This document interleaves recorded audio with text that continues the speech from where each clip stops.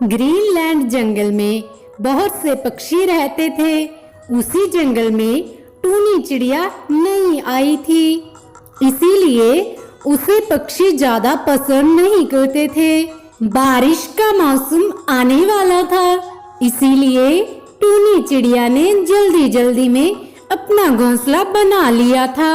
चलो, मेरा घोंसला तो बन गया, लेकिन जल्दी जल्दी के चक्कर में ये कहीं टूट गया तो ऊपर से मुझे इस जंगल के पक्षियों के स्वभाव के बारे भी तो पता नहीं।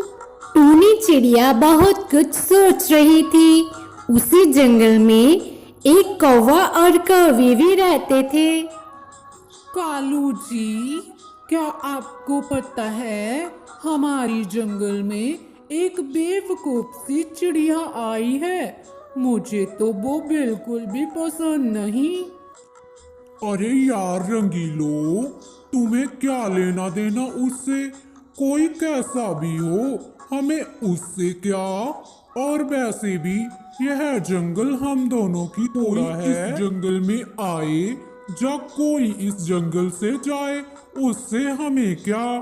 तो इस तरह वे दोनों चिड़िया के बारे में ही बातें करते रहते हैं।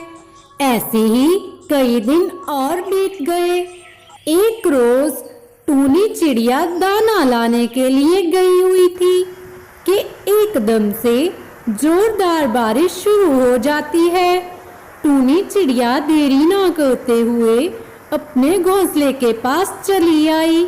उसने देखा कि उसका घोंसला तो टूट गया था। हाय हाय रे, मेरा घोंसला तो टूट ही गया। अब मैं कहाँ जाऊँ? अपना टूटा हुआ घोंसला देखकर टूनी बिल्कुल टूट चुकी थी।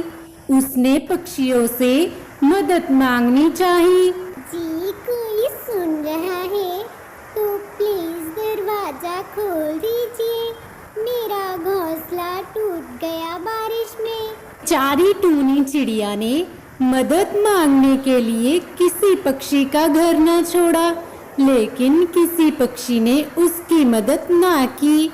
टूनी बारिश में भीग रही थी। वह चील के घर के बाहर बैठ गई। पक्षियों, प्लीज प्लीज मेरी हेल्प करो, मैं बारिश नहीं झेल पा रही, कृपया मुझे अपने घर के अंदर लो। टूनी चिड़िया की आवाज सुनते ही चील को उस पर तरस आया। गहरी रात होने के बाद अगली सुबह होते ही टूनी चिड़िया चील का थैंक्स करते हुए अपना घोंसला बनाने के लिए निकल गई। ऐसे ही बहुत से दिन और बीत गए और एक दिन चील जंगल में एक पेड़ पर बैठी थी। अचानक से उसके पंख में शिकारी का एक बाण आ लगा। पंख में चोट लगने के कारण वे अपने आप को ना संभाल पाई और गंभीर चोटें आने के कारण वे जमीन पर गिर पड़ी। कि तभी वहां से टूनी चिड़िया गुजर रही थी। उसने देखा कि चील तो बहुत जख्मी हालत में है। चील बहन, ये क्या हुआ आपको? किसने की ये तुम्हारी हालत? बताओ तो, क्या हो गया तुम्हें? टूनी, जो होना था हो चुका, अब कुछ नहीं हो सकता।